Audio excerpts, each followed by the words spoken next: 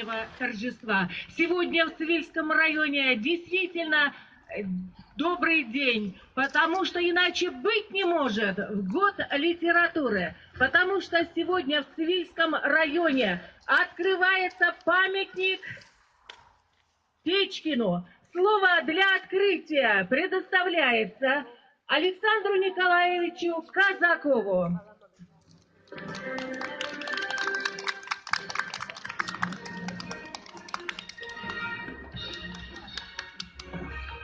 Добрый день.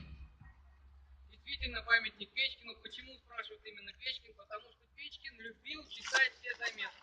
А 2015 год – это год литературы, а Чувашской республики – год Константина Васильевича.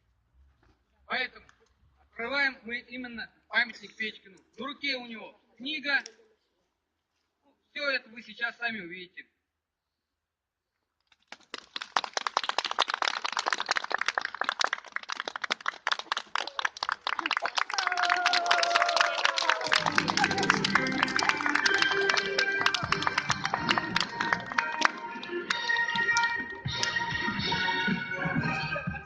А теперь все желающие могут с ним сфотографироваться, и никаких в этом претензий нет.